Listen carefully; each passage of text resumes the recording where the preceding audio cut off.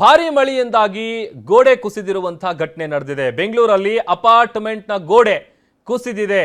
ಕೂದಲೆಳೆ ಅಂತರದಲ್ಲಿ ಭಾರಿ ದುರಂತ ತಪ್ಪಿದೆ.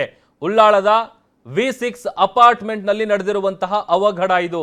ಭಾರಿ ಪ್ರಮಾಣದಲ್ಲಿ ಮಳೆಯಾದಂತಹ ಕಾರಣ ಗೋಡೆ ಕುಸಿದ ಪರಿಣಾಮ ಕಾರು ಸಂಪೂರ್ಣವಾಗಿ ಜಖಂಗೊಂಡಿದೆ. ಮಕ್ಕಳ ಪ್ಲೇ ಏರಿಯಾದ ಪಕ್ಕದ ಗೋಡೆ ಏನಿರುತ್ತೆ ಅಲ್ಲಿ ನಡೆದಿರುವಂತಹ ಅವಘಡ ಇದು.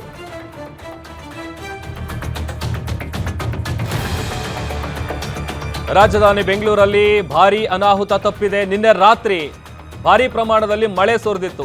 ಆ ಸಂದರ್ಭದಲ್ಲಿ ಗೋಡೆ ಕುಸಿದಿದೆ. ಕೂದಲೆಳೆಯಲ್ಲಿ ತಪ್ಪಿದೆ ಭಾರಿ ದುರಂತ. ಉಳ್ಳಾಳದಲ್ಲಿರುವಂತಹ V6 ಅಪಾರ್ಟ್ಮೆಂಟ್ನಲ್ಲಿ ನಡೆದಿರುವಂತಹ ಅವಘಡ ಇದು.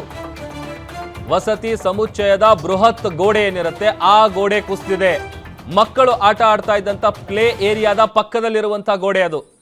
ದೃಶ್ಯದಲ್ಲಿ ಗಮನಿಸ್ತಾ ಇದ್ದೀರಿ ನೋಡಿ, ಅಲ್ಲೇ ಇದ್ದಂತಹ ಕಾರ್ ಏನಿದೆ ಜಖಂಗೊಂಡಿದೆ.